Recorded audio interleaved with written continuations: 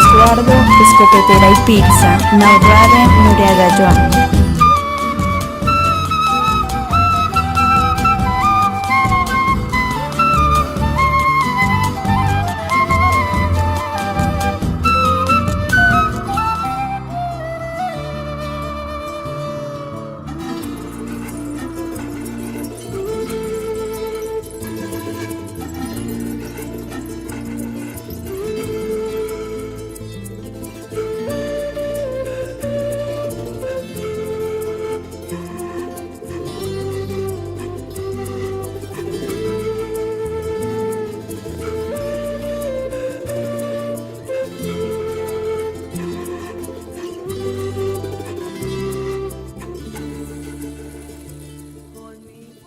Los resguardos indígenas son un legado de la cultura.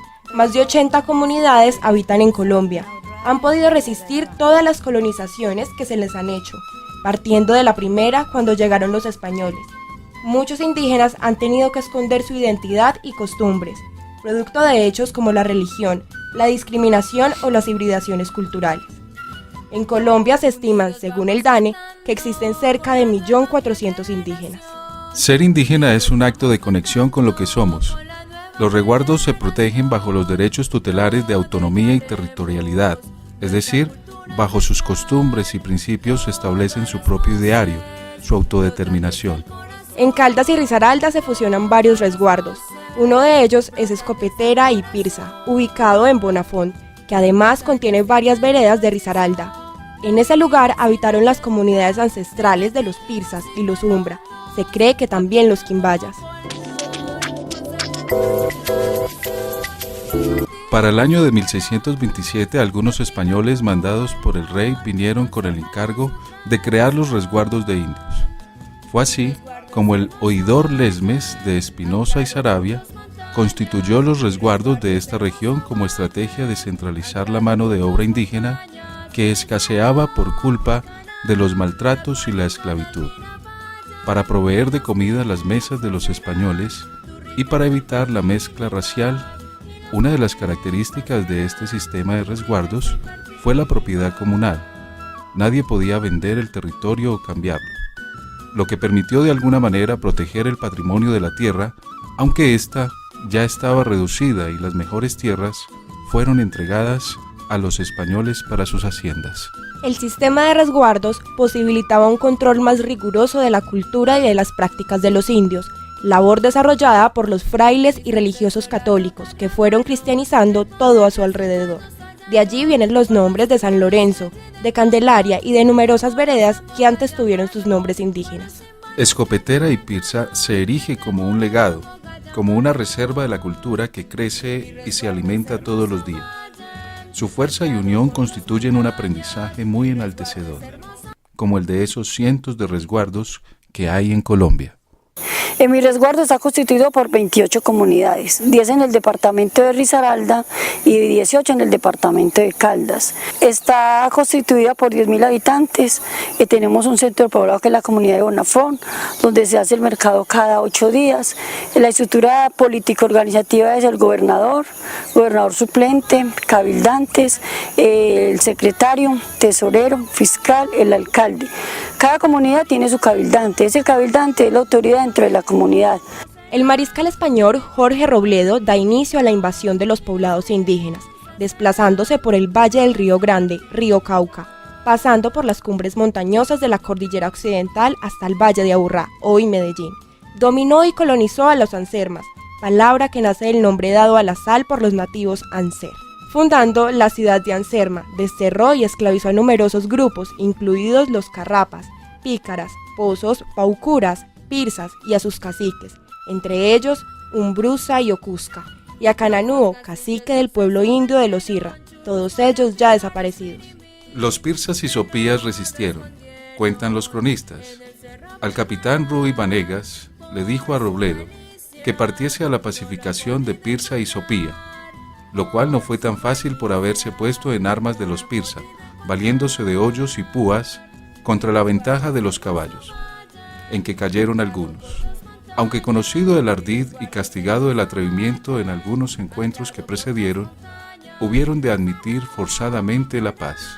En 1597 se crea el resguardo indígena de Pirsa, Umbría, por el juez de tierras Pedro Alvarado. La vida de este resguardo giró en torno a dos puntos clave: la aldea agrícola de Pirsa y el Real de Minas de Pícara. Sus linderos abarcaban una zona que lo conectaba con las laderas del río Cauca, varios cerros y quebradas.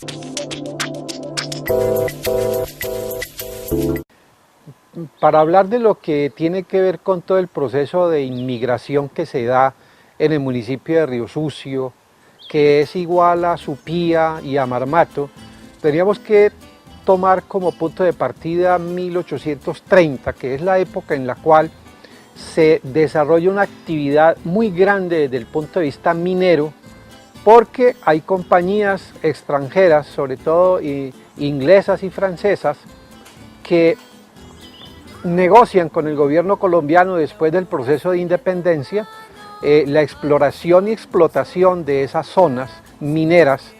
En ese sentido, habría que entender cómo la población afro va llegando a copar, pues desde hacía tiempos obviamente los morenos habían traído una gran cantidad de esclavos ahí a la zona, pero digamos que se refuerza mucho más con gente proveniente de Antioquia, no solamente afros, sino también la población mestiza o antioqueña que va llegando a esa zona.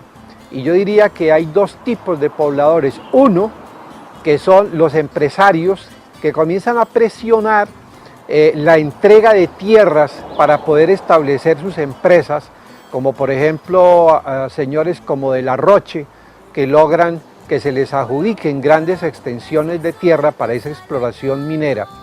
Y también viene con ellos pues una gran cantidad de mineros pequeños, de gente pobre de Antioquia, que comienza a ubicarse en áreas de los resguardos, y entonces entiende uno por qué razón en esa época, 1940, 1950, se inicia todo un proceso de presión a los gobiernos para que comiencen a declarar extinguidos los resguardos y poder de esa manera que entraran las tierras a circular dentro del mercado de las tierras como tal.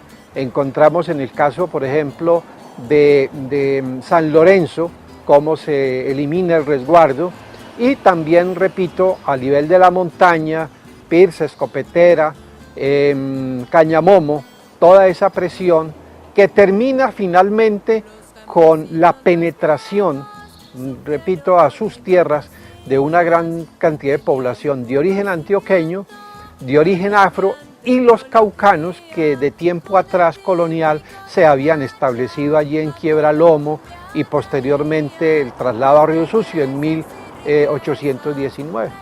Pero volviendo a nuestro territorio, podemos decir que para el siglo XIX el panorama era desconcertante. El antiguo valle de los Pirsas era otro. La cultura había partido con los antepasados. Las tierras estaban divididas en pequeñas parcelas, y cada vez en la mente de los naturales habitaba con más fuerza el deseo de blanquearse, de olvidar el ancestro y de ser otros. En el año 1884 sucede algo muy importante. 5 familias de la parcialidad de la montaña, impulsadas quizá por la guerra civil desatada al posesionarse como presidente Rafael Núñez, fundan el poblado de Bonafont, en el sitio llamado Escopetera, al parecer correspondiente al antiguo establecimiento minero de Picará. Las familias fundadoras son las de Vicente Bañol, Patricio Bañol, Indalecio Bañol, una familia Guapacha y otra Morales, pero el territorio se transformará en corregimiento solo hasta la década de 1890, cuando se le anexan los 3 sectores de origen mulato: Pirsa, Jaguero, Cucarachero, hoy llamado Florencia, y la hacienda Trujillo. Desde la llegada de los españoles, el territorio de Escopetera perteneció al gran territorio caucano, pero para el año 1905 empieza a ser parte del departamento de Caldas. 2 momentos los dispersan. El primero, Pirsas y Ombras sacados del territorio por orden del gobierno español. Las tierras fueron adjudicadas a particulares y a la parcialidad de Quinchía. El oidor Lesmes de Espinosa crea en el año 1627 los resguardos de indios de Supía, Cañamomo, San Lorenzo y La Montaña. Él mismo agrupa a las comunidades de Opirames, Mapuras, Quinchías, en un solo sitio al que llamaron Quinchía Viejo y estableció sus límites. El segundo engaño fue proceso de disolución del resguardo por cambio en las políticas de tenencia de tierras.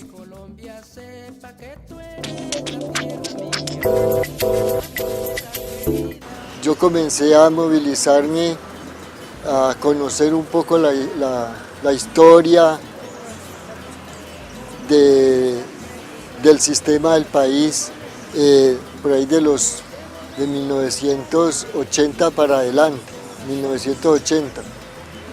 En ese proceso de 1980 a 1990 fue una trayectoria que yo tuve relacionado con grupos, digámoslo, sociales, del agro, de industriales, y allí comentaban pues la situación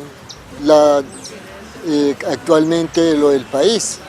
Entonces eso lo incomodaba a uno, pero realmente para uno la satisfacción era que cada día uno se hacía más amigo de más gente, y cada persona tenía su propia historia y se le iba añadiendo a lo que era la realidad de lo que uno había vivido. Nosotros pertenecemos, ¿cómo vamos a...?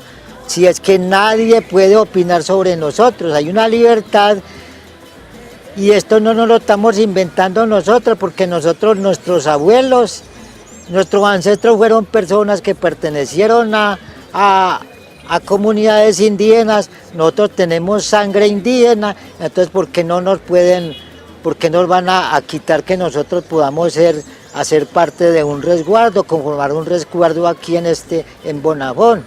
Por ejemplo, los políticos dijeron que no, eso era una tontería, que cómo íbamos a usar parumas, que taparrabos y todas esas cosas.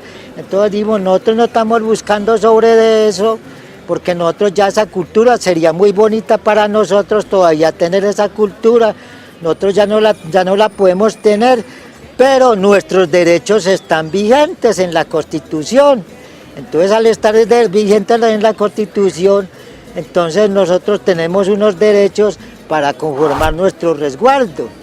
Me hace sentir más orgulloso de ser un indígena, porque traigo sangre y traigo rasgos indígenas de cualquier indígena del país. Me siento orgulloso. A mediados del siglo XIX es cuando se recibe una fuerte presión por parte de empresarios y de colonos que están buscando territorios para la explotación minera. De manera que es a partir de ese momento, aprovechando una situación de orden público muy complicado como es la violencia partidista, en que se presenta en efecto la quema de la notaría de Río Sucio, y con ella pues todos los títulos de propiedad que sustentaban la propiedad que tenían los distintos resguardos. La ANUC, fundada en 1967 durante el gobierno de Carlos Lleras Restrepo, nace como una iniciativa en el periodo del Frente Nacional para la Reforma Agraria que cambiaría la distribución de la propiedad. Los usuarios campesinos consolidaron un fuerte nivel de organización y adquirieron su propia dinámica de poder y reivindicaron su carácter gremialista y su independencia ante los partidos políticos tradicionales. En nuestra región, muchos líderes empezaron a formarse y a desarrollar un papel activista para recuperar la tierra. Hugo Morales, uno de los mayores del resguardo de Escopetera, Pirsa, participó de estos procesos, pero no hubo mayores logros. De usuarios campesinos tuvimos unas tomas de tierra mirando la necesidad que había. La gente no tenía tierra, cada día los créditos más duros, no le hacían crédito a la gente, y si la gente le hacían crédito pues no tenían con qué pagar. Entonces se decía que la necesidad era que la gente pudiera adquirir las tierras. Bueno, eso es una lucha de mucho tiempo en donde hemos estado trabajando junto con una cantidad de personas que necesitaban las tierras, ¿cierto? Y entonces nosotros al principio teníamos que entrar era como invasores, ¿cierto? Pero en el momento de que entra la Constitución, entonces ya de todas maneras entran a hacer parte de recuperación, porque al principio sí se recuperaron muchas tierras, fue por parte de INCORA. Nuestros mayores lo que nos recordaban a nosotros era tener en cuenta las lunas para las siembras. Siempre en ocasiones salíamos en horas de la noche para la recuperación, nos tocaba irnos de noche a hacer las siembras y al otro día aparecieran los sembrados porque no nos dejaban sembrar en el día, porque la persecución era mucha y entonces a nosotros nos tocaba ir a hacer los trabajos de noche a la luz de la luna. Iniciamos una lucha para el reconocimiento del resguardo de Escopetera y Pirsa. En esa lucha empezamos nosotros a tener los contactos con el señor Uriel Patiño, que recorrió las diferentes comunidades con alguno de nosotros, de los líderes que conocíamos el territorio. Empezamos a recorrer nuestro territorio con él para poder llegar a obtener ese reconocimiento. Se hizo un trabajo dentro de las mismas organizaciones, de las mismas comunidades, con los líderes de cada comunidad, que empezamos a sacar, entonces, hacer el trabajo con cada cabildante de cada comunidad. Y nos dimos cuenta de que habían muchas tierras que las tenían algunos terratenientes dentro de nuestro territorio y que esas tierras podían ser nuestras. Entonces tomamos la decisión una noche de irnos a invadir unas fincas por los lados de abajo de la orilla de Cauca, por Jagüero, y en ellos aprendimos a que teníamos que aprender a defendernos, que nosotros mismos éramos los que teníamos que hablar, pero eso tuvo un fracaso ya con el tiempo. El terrateniente de la finca que habíamos invadido nos llevó la fuerza pública y entonces se contrató a unas personas para que firmaran un papel donde no volvían a estar dentro de esas fincas, y eso dio a que mucha gente hubiera dicho pues que las luchas no servían y la gente se desmotivó. Año de desánimo. Primera reunión del Cabildo en la comunidad de San Antonio. La comunidad se opuso mucho, no entendía cómo era que queríamos retroceder. Pero un médico tradicional llamado Basilio Fiscal asegura que tiene más de 40 familias que quieren hacer parte de la organización, lo que anima a los líderes a convocar nuevamente al CRIDEC, a la ONIC, para una reunión donde están citadas esas nuevas familias y nadie aparece. A pesar de ello, los 47 asistentes deciden reunirse cada 8 días, y así en cada reunión va creciendo un número de participantes.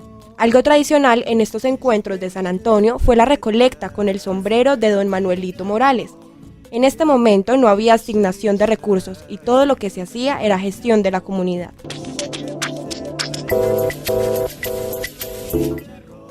Todo líder no es líder si no tiene quien lo acompañe y quien lo respalde.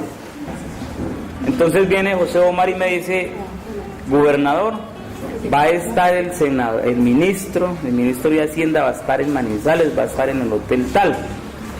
Es la oportunidad para nosotros ir. Le dije: ya, para mañana es tarde, vamos a ir para allá. Entonces yo le dije: ministro, yo soy el gobernador indígena de Escopetera y Pirsa, vengo a pedirle encarecidamente, por el amor a lo que usted quiera, que nos constituya el resguardo.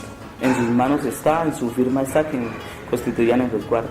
Hemos luchado hemos tenido tragedias, hemos hecho esto y la verdad, y ya a punto de llorar ahí, pues, ¿sabe qué? Vamos a hacer una cosa. Yo voy a constituir el resguardo y tenga mi número personal. Si a tal fecha no lo constituye, usted me llama. Me ves el personal mío y solamente comunicación entre usted y yo. En ese entonces, un indígena del resguardo de Cañamomo era senador de la República. Me llamó él.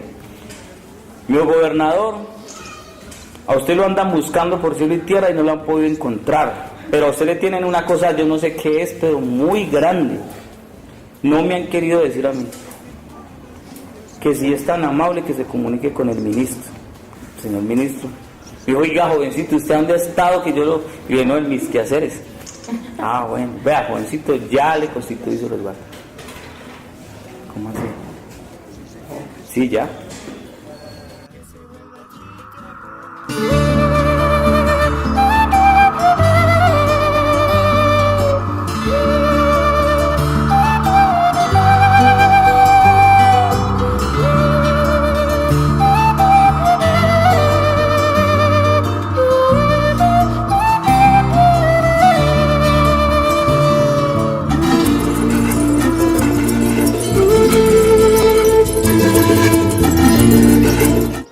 Entonces allí se conversaba de los derechos que teníamos y también sobre lo que era conseguir tierras. Y que esas tierras eran para la comunidad porque teníamos unos derechos, conocíamos poco esos derechos, pues al ver que esos derechos nos protegían a nuestras comunidades y a nuestras familias, pues vimos que era algo muy importante para nuestra comunidad. Nosotros éramos compañeros de un compañero Merardo Largo, que fue segundo gobernador, y entonces él tenía relación directamente él venía de familia ancestral indígena y conocía donde había nativos. Y entonces ya él inmediatamente fuimos a esos lugares y vinieron de Bogotá a mirar si teníamos realmente ancestros. Entonces los llevamos a ese lugar y a Merardo inmediatamente les presentó a ellos. Entonces ellos ya certificaron de que sí habían comunidades puras indígenas y ese fue pues como la nota más precisa para reconocernos a nosotros primeramente como parcialidad. Señor Diego, quisiera preguntarle cómo está organizado el resguardo. El resguardo indígena de Escopetera Pirsa está organizado de la siguiente manera. Está compuesto por 9.000 indígenas, quien lo representa una gobernadora, un cabildo y un consejo de gobierno. Nuestra organización es muy unida. Nuestra organización es puerta libre para toda persona y quiero que ojalá la juventud aproveche en estos momentos que estamos organizados, porque aquí vendrá gente a desunirnos y si estamos organizados podemos defender este pueblo y nuestro país, un futuro para nuestro país, porque no encontramos otra organización mejor que los indígenas, porque en los indígenas hay muchos valores, hay gente con muchos talentos y si este país estuviera manejado por indígenas sería otro precio, no habría tantas cosas que nos afectan en nuestra cultura, en el medio ambiente y en el medio social.